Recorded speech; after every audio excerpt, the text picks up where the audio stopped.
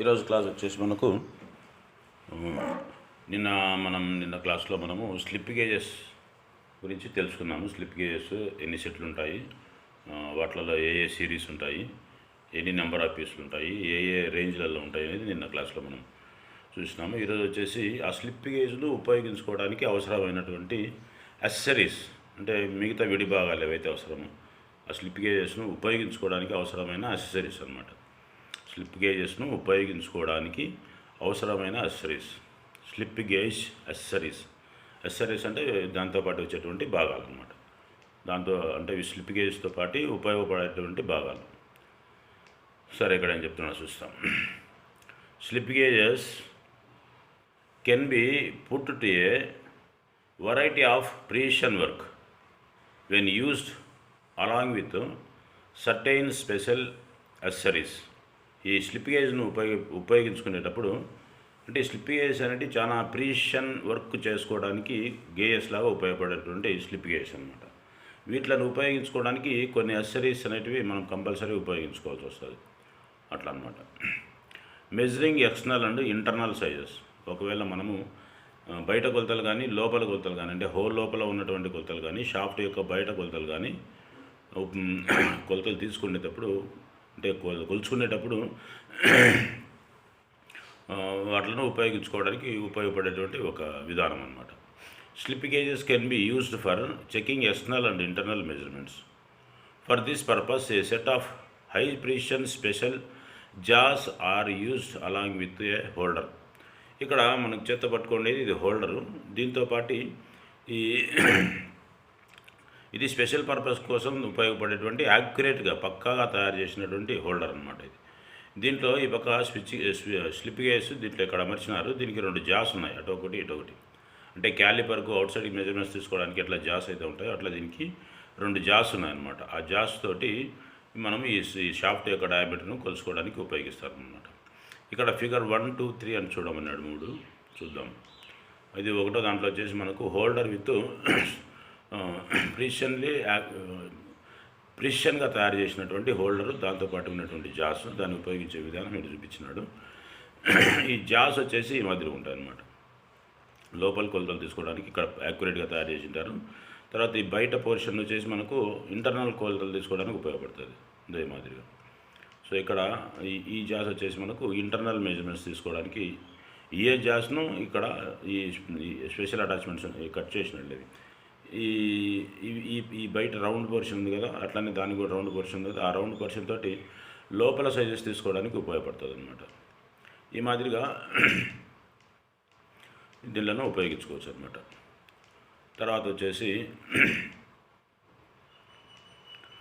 The pair of special jaws, figure 2, will have a flat surface at one end and a curved surface at the other end of a facilitate external and internal measurements. This slip gauge holder can be used for variety of applications.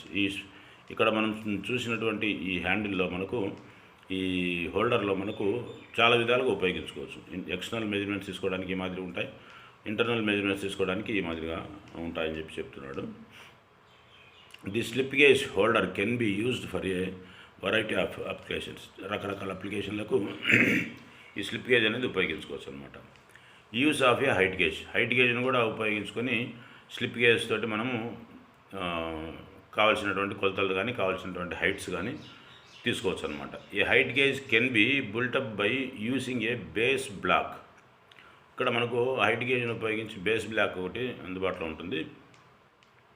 దాంతో మనము height gauge తోటి కూడా ఈ slip గేజ్ను ఉపయోగించి కొలతలు తీసుకోవచ్చు. తర్వాత slip gauge holder, ఇది వచ్చేసి ఫిగర్ 5లో వచ్చేసి మనకు స్లిప్ గేజ్ని పట్టుకోవడానికి ఉపయోగపడేటువంటి హోల్డర్ ఇది. తర్వాత స్క్రైబర్ పాయింట్, కిందిది వచ్చేసి మనకు స్క్రైబర్ పాయింట్, ఆరోది వచ్చేసి ఇది స్క్రైబర్ పాయింట్, దీన్ని హైట్ గేజ్లో సెట్ చేసుకుంటాము. తర్వాత and the required slip gauge, కావాల్సినటువంటి స్లిప్ గేజ్ తీసుకుంటాము. The height gauge figure number 7 built up with this accessories can be used for very accurate layout. ఇక్కడ నా 6వ నెంబర్ 6వ దాంట్లో మనకు స్క్రైబర్ చూపించినాడు. ఇక్కడ ఈ దీంట్లో వచ్చేసి ఇక్కడ హైట్ గేజ్ లాగా ఈ మాదిరిగా ఉపయోగించుకోవచ్చు అనమాట. అంటే హైట్ గేజ్ లాగా హైట్ గేజ్కైనా ఉపయోగించుకో. ఈ హోల్డర్ను ఉపయోగించి ఇక్కడ స్లిప్ గేజెస్ని పెట్టుకోవడానికి ఒక హోల్డర్ ఉంది. ఈ హోల్డర్ను సెట్ చేసుకోవడానికి కింద బేస్ బ్లాక్ అనేది ఒకటి ఉంది. ఆ బేస్ బ్లాక్లో స్లిప్ గేజెస్ అన్ని వరుసగా పెట్టుకొని దానిపైన స్క్రైబర్ పెట్టుకొని ఎంత హైట్లో మనకు లైన్స్ వేసుకోవాలి అంత హైట్లో లైన్స్ వేసుకోవడానికి అనుకూలంగా ఉంటుందన్నమాట.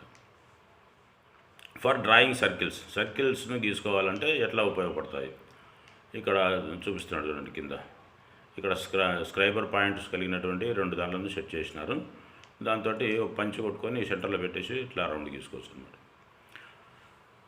Compasses, figure number 8, of different lengths can be built up using the slip gauge holder, radii scriber, figure 9, and a center point. ఇక్కడ ఫిగర్ 9లో ఏం చెప్తున్నాడు, ఇది స్క్రైబర్ పాయింట్ అంటే మనకు రౌండ్ సర్కిల్స్ తీసుకోవడానికి ఉపయోగపడేటువంటి స్క్రైబర్ పాయింట్. తర్వాత ఇక్కడ మనం ఈ పీస్ మీద ఒక సెంటర్ పంచ్ వేసేసి కావాల్సినటువంటి హైట్ డిస్టెన్స్లో ఈ స్లిప్ గేజ్ పెట్టుకొని తర్వాత ఇంకొక స్క్రైబర్ని ఈ పక్క పెట్టేసి ఇట్లా సర్కిల్ గీసుకోవచ్చు అనమాట అదే హోల్డర్ తోటి. తర్వాత చెకింగ్ హైట్స్, ఈ స్లిప్ గేజ్తో హైట్ని కూడా చెక్ చేసుకోవచ్చు అనమాట.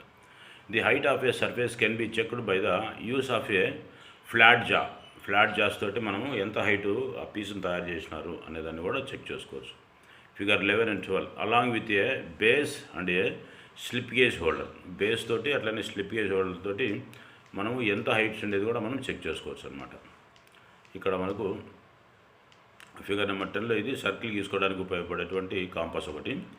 తర్వాత ఫిగర్ నెంబర్ 11లో మనకు ఇది ఒక బేస్ పాయింట్ అనమాట. దీంట్లో స్లిప్ గేజ్ సెట్ చేసుకొని హైట్ని చెక్ చేసుకోవచ్చు. ఇది హోల్డరు, ఇది బేసు. దీన్ని మనం హోల్డర్లో సెట్ చేసినాము. దాని కింద హైట్ పెట్టుకున్నాము 10 mm 18 mm ఎంత హైట్ పెట్టుకొని దాని హైట్ ఎంత ఉంది అనేది ఈ విధంగా చెక్ చేసుకోవచ్చు అనమాట. ఇది బేస్ హోల్డర్ అంటే హోల్డర్ను సెట్ చేసుకోవడానికి ఉపయోగపడేటువంటి బేసు. ఆ బేస్లోనే స్లిప్ గేజ్ అరేంజ్ చేసుకొని దాని మీద ఈ ఫ్లాట్గా ఉన్నటువంటి ఈ పీస్ను సెట్ చేసుకొని హైట్లను చెక్ చేసుకోవచ్చు అనమాట. తర్వాత checking centre distance of A whole యొక్క సెంటర్ డిస్టెన్స్ను చెక్ చేసుకోవడానికి కూడా ఈ మాదిరిగా ఉపయోగించుకోవచ్చు.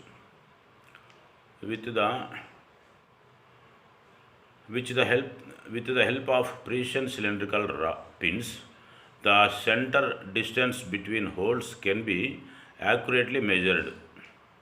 ఇక్కడ ఫిగర్ 13లో ఏమంటున్నాడంటే స్లిప్ గేజ్ ఈ విధంగా ఉపయోగించుకొని ఈ స్లిప్ గేజ్ లాగానే ఫినిషింగ్ చేయబడినటువంటి 2 రౌండ్ డయామీటర్లు కలిగినటువంటి 2 పీసులు ఉంటాయన్నమాట. ఈ పీసులతోటి ఈ హోల్స్ యొక్క సెంటర్ అంటే సెంటర్ నుంచి సెంటర్ వరకు ఎంత డిస్టెన్స్ ఉండేది కూడా మనము ఈ విధంగా చెక్ చేసుకోవచ్చు. అంటే ఇక్కడ మనకు కొన్ని స్లిప్ గేజ్ సెట్ చేసి పెట్టున్నారు కదా, వీటిలన్నింటినీ టోటల్ చేసుకుంటే కన్నా ఈ సెంటర్ డిస్టెన్స్ అనేది ఎంత అనేది మనకు ఈజీగా అర్థమైపోతుంది అనమాట. అది ఫ్రెండ్స్ ఈరోజు క్లాసు. తర్వాత క్లాస్ వచ్చేసి మనకు sine bar principle, application and specification. So ఈ క్లాస్ మనము నెక్స్ట్ క్లాస్లో చెప్పుకుందాము. ఇంతకుముందు ఇప్పుడు చెప్పినటువంటి స్లిప్ గేజ్ ఎక్సర్సైజ్ని బాగా అర్థం చేసుకోండి, 4-5 సార్లు వినండి, మీ ఫ్రెండ్స్ని విడమని చెప్పండి. Thank you friends.